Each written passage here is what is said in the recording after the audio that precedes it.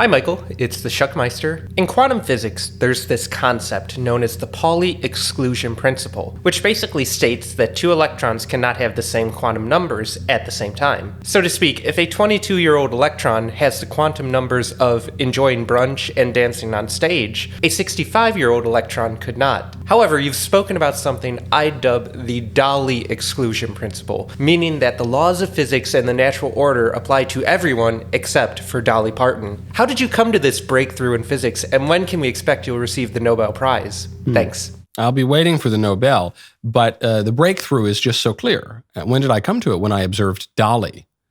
I like the name, the Dolly exclusion principle, and it's true. 65-year-olds, or I don't know how old Dolly is now, they don't get to dance around in short shorts and crop tops unless they're Dolly Parton. And I don't know. I mean, again, I didn't make the rules, but that is the case. So what you're really asking me is, how can there be exceptions and exclusions to rules? That's a good question. I mean, we know in physics there are all sorts of exceptions that have upended models for a very long time.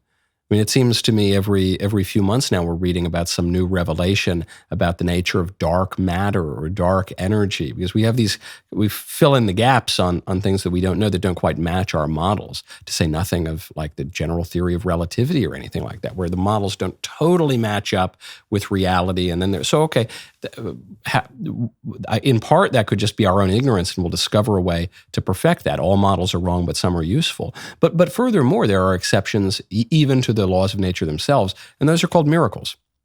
That's what a miracle is. A miracle is something that in the natural course of events would not occur. So it's supernatural, and that happens. That's part of the created world. A lot of the materialists don't want to acknowledge this, but then they're left scratching their heads when miraculous things do happen.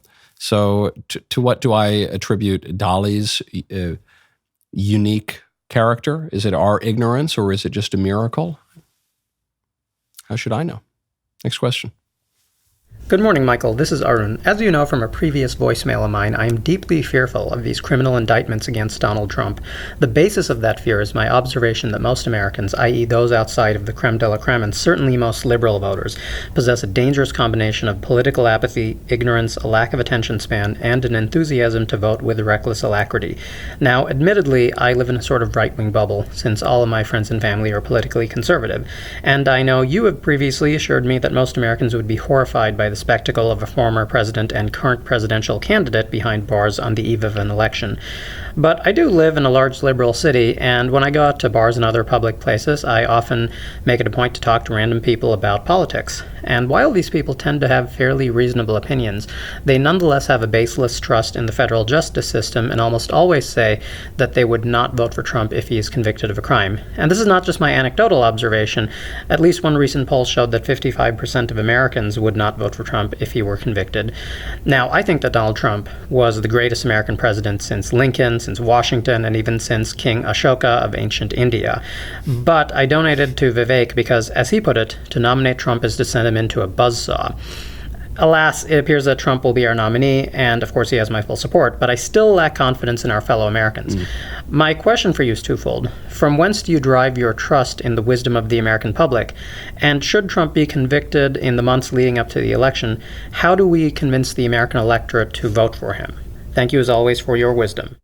Great question as always, Arun. Well, you mentioned large liberal city. That's where you're talking to these people. So I have no doubt that that's what they believe, and they do have a mindless trust, not only in the justice system, but in most aspects of government in these large liberal cities. So that doesn't surprise me.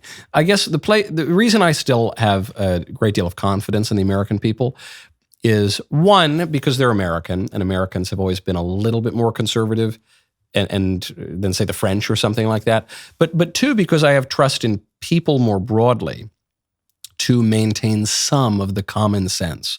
This is what Antonio Gramsci, the Italian communist theorist, bemoaned about the communist revolutions, as he said, these radicals, they lost the common sense. And if you don't hold on to the common sense, you're not going to have an effective revolution, because the people aren't going to like your theories. They're going to like their stuff and their habits and their way of life more than they like your theories.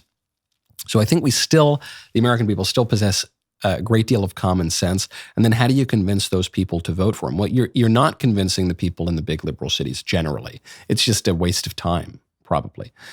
You're convincing people in Michigan and Wisconsin and Pennsylvania and Arizona and those sorts of places, Georgia, to vote for Trump. And how do you do it? Well, you tailor it to each state.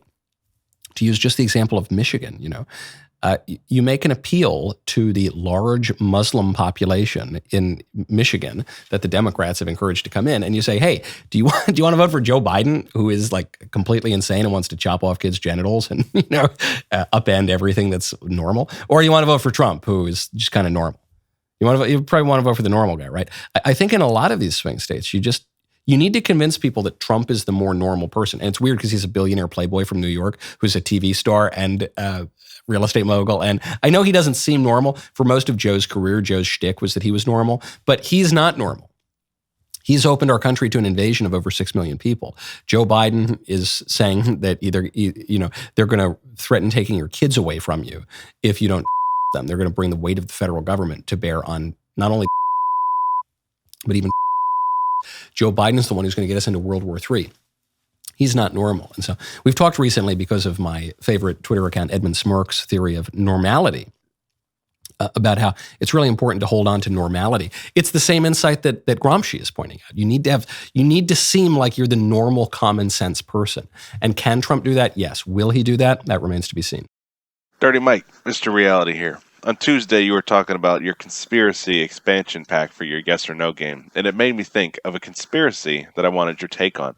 DEI always seems to put the least qualified people in charge, right? It doesn't seem like you just pick a random black person out of a hat. It doesn't seem like you pick the best black person you could find.